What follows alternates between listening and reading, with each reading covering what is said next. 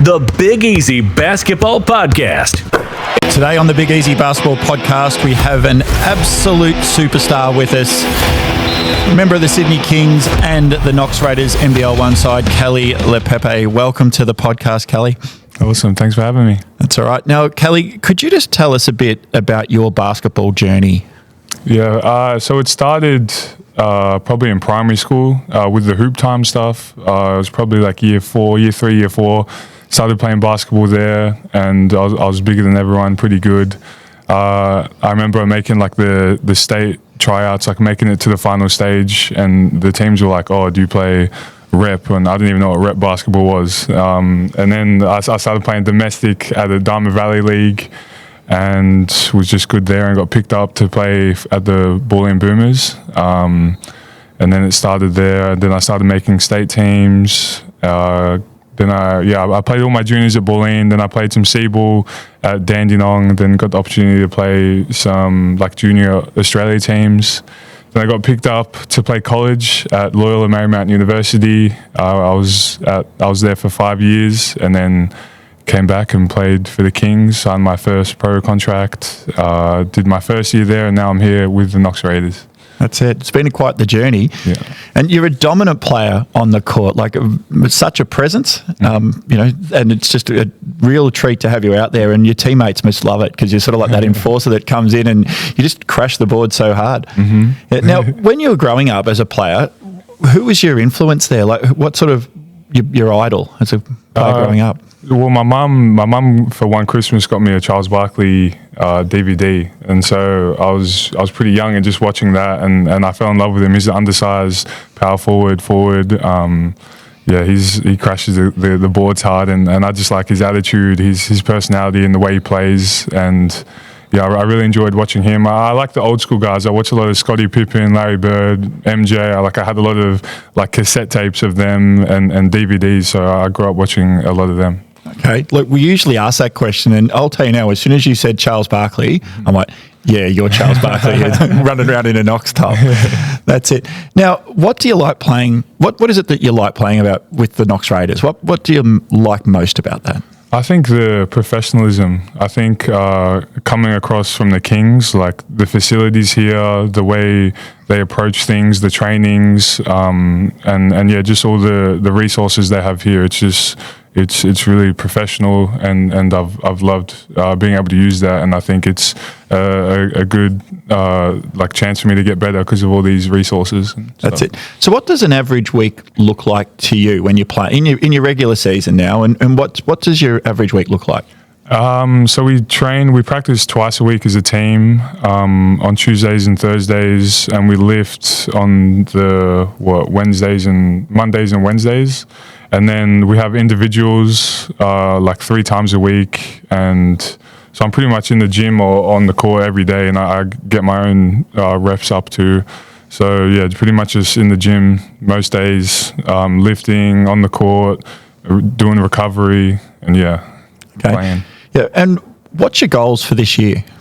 With the Knox Raiders, want to win. I want to win the championship. Want to get a ring like they have in the past.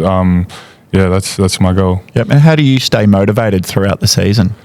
I feel like I don't really have to stay too motivated. I think from wins and losses, I get motivated. Like when we lose, or if I have a bad game, I get motivated because I get to see what I get to work on, what I can do better. And then when we win and I play well, I get motivated from that because I'm playing well and we win. So yeah, hand in hand with each that.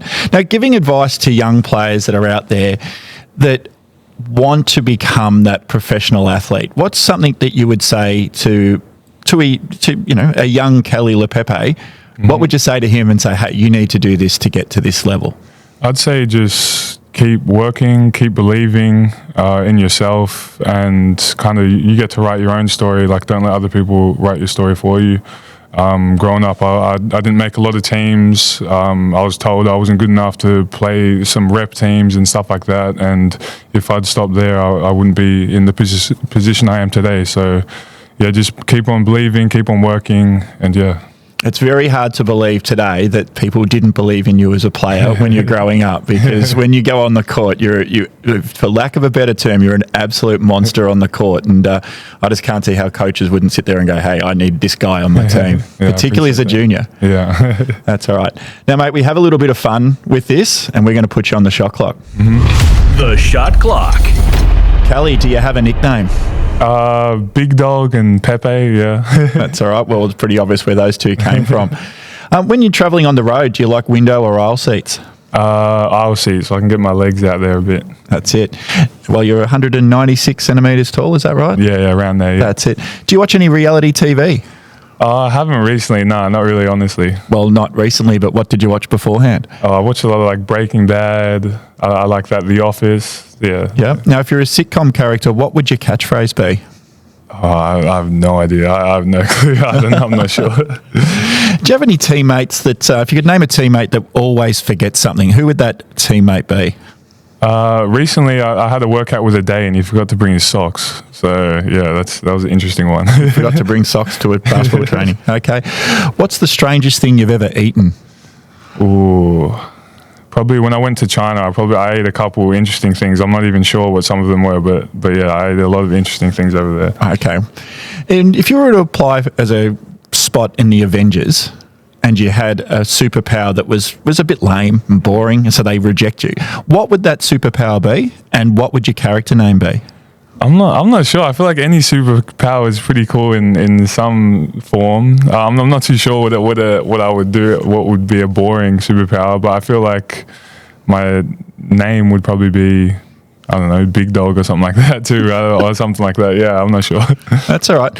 What's your best excuse for missing training?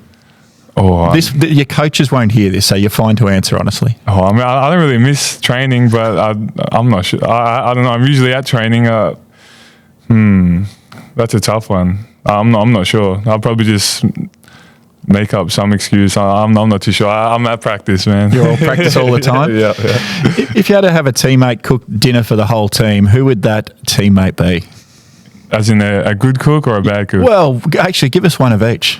As a good cook, I'd say a day. I went to his apartment. He'd be cooking, and a bad cook, I'd probably say like cheesy or something like that. I feel like he probably doesn't know how to cook. maybe make you a toasted sandwich or something like that if you're lucky. That's all right. Who would you survive the least amount of time with on a desert island? Ooh, the least amount of time, I'd say probably, I don't know, maybe BJ. I feel like BJ. Yeah. Why is that for BJ? I think he'd struggle if it was deserted on the island or something like that. I feel like he'd be panicking and yeah. Fair enough. Mate, it's been a pleasure having you on today. You're an absolute gem to have you running around in a Knox Raiders top, and we wish you the best of luck for the rest of this season and, of course, with the Kings in 2025-2026. Thank you very much. No troubles at all.